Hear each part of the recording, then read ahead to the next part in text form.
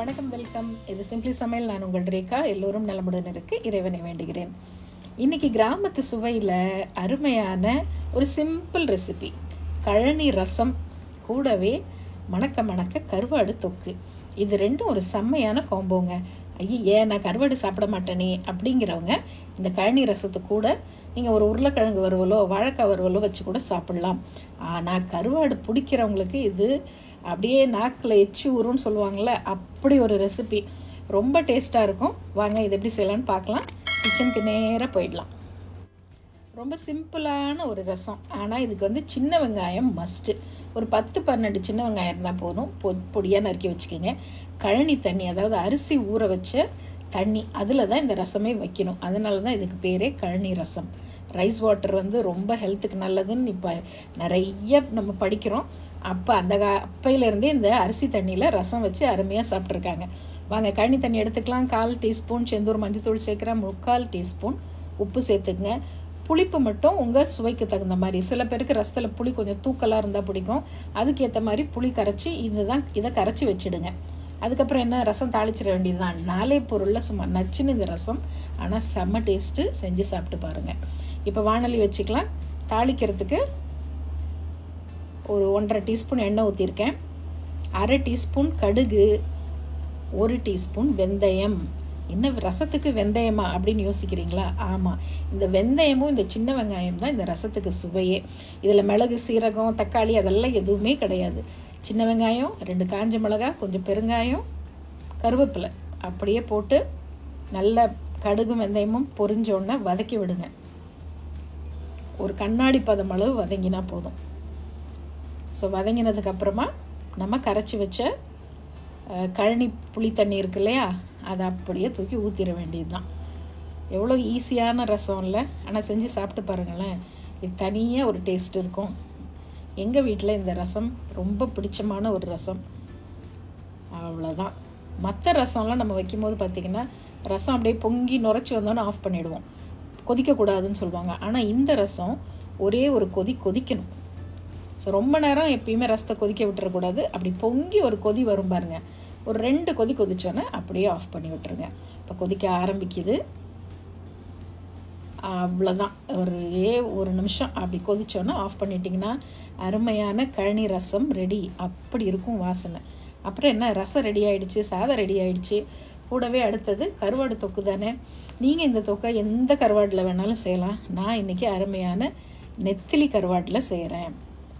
So first ஒரு 3 table spoon எண்ணெய் ஊற்றி பாதி நெத்திலியே நான் பொரித்து அப்படியே மொறு சிப்ஸ் மாதிரி பொரித்து எடுத்து தனியாக வச்சுக்க போகிறேன். இது ஒரு செம்ம டேஸ்ட்டு. எப்பயும் பார்த்தீங்கன்னா எனக்கு இந்த நெத்திலி எப்பயுமே மலேசியாவிலேருந்து வரும். எனக்கு உடன் பிறவாத சகோதரி, ஒரு அக்கா, ஒரு தங்கச்சி மலேசியாவில் இருக்காங்க. அவங்க 2 பேரும் எப்போ வந்தாலும் இது கொண்டு கொடுத்துருவாங்க. அங்கே ரொம்ப நல்லாயிருக்கும் நெத்திலி. இது மலேசியா நெத்திலி. பட் உங்களுக்கு லோக்கலில் கிடைக்கிற நெத்திலியை கூட ஆனால் நல்லா சுத்தமாக கழுவிட்டு நல்லா வெயிலில் கொஞ்சம் நேரம் நீங்கள் காய வச்சு ஒரு டப்பாவில் எடுத்து வச்சுக்கோங்க. இப்போ நெத்திலி நல்லா சிப்ஸ் மாதிரி இருக்கும் இந்த நெத்திலி. இதை பொரித்து கொஞ்சம் தனியாக வச்சுப்போம். அடுத்தது அதே எண்ணெயில் 3 பெரிய வெங்காயம், ஒரு 10 பல் பூண்டு, ஒரு 10 சின்ன வெங்காயம், பூண்டையும் சின்ன வெங்காயத்தையும் இடித்து வச்சுருக்கேன். 2 காஞ்ச மிளகாய் கிள்ளி சேர்த்துக்குங்க, கொஞ்சம் கருவேப்பிலை. ஸோ வெங்காயம் நல்லா கோல்டன் ப்ரௌனாக வதங்கி வரணும். எப்பயுமே கருவாடு தொக்கு செய்யும்போது உப்பு கம்மியாக தான் போடணும். ஏன்னா கருவாட்டுலேயும் உங்களுக்கு உப்பு இருக்கும். அதனால் கொஞ்சம் கவனம்.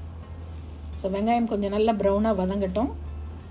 அதுக்கப்புறமா இந்த தொக்குக்கு தேவையான மசாலாக்கள்லாம் சேர்த்துக்கலாம்.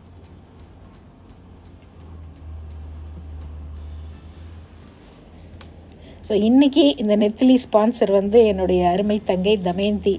இப்போ வந்துட்டு போனாங்க. அவங்க தான் வாங்கிட்டு வந்து கொடுத்த நெத்திலி இது. Thank you so much Damayanti. So இது நல்லா வதக்கி விட்டாச்சு. இப்போ 1/4 டீஸ்பூன் செந்தூர் மஞ்சத்தூள், 1 டீஸ்பூன் செந்தூர் தனி மிளகாய்த்தூள், 1 டேபிள் ஸ்பூன் செந்தூர் குழம்பு மிளகாய்த்தூள். இதில் நம்ம இந்த 3 மசாலாவும் சேர்த்து இந்த தொக்கு செஞ்சு பாருங்கள், அவ்வளோ அருமையாக இருக்கும்.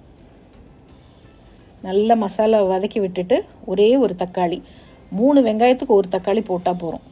அதையும் நல்லா வதக்கி விட்டுடுங்க. இது அப்படியே கொஞ்சம் நேரம் வதங்கட்டும். கொஞ்சமாக தண்ணி ஊற்றி நல்ல அந்த தொக்கு பதத்துக்கு வரட்டும். நம்மளுடைய செந்தூர் மசாலாஸ் வேணுங்கிறவங்க இந்த நம்பரில் நீங்கள் வாட்ஸ்அப்பில் ஆர்டர் போட்டுக்கலாம். 22 வகையான மசாலா ஃப்ரெஷ்ஷாக தயாரித்து உங்கள் வீட்டுக்கே வரும்.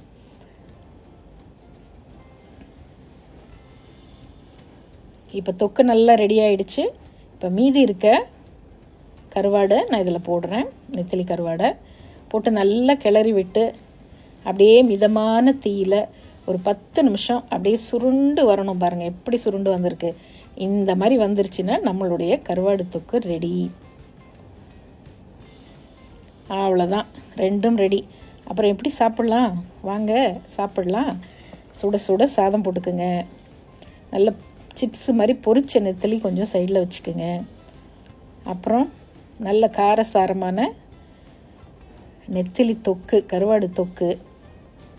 அப்புறம் தாராளமாக நம்மளுடைய கழனி ரசம் அப்படி ஊற்றி ஒரு 4 கரண்டி ரசத்தை ஊற்றி அப்படி சாப்பிட்ணும். சாப்பிட்டு முடிச்சுட்டு அந்த ரசத்தை எடுத்து தட்டோடு குடிக்கணும். அந்த அளவுக்கு ரசம் ஊற்றிக்கிங்க. கொஞ்சம் அப்பளப்பூ கூட வச்சு சாப்பிடுங்க. இதை விட ஒரு அருமையான லஞ்ச் எதுவுமே இருக்க முடியாது.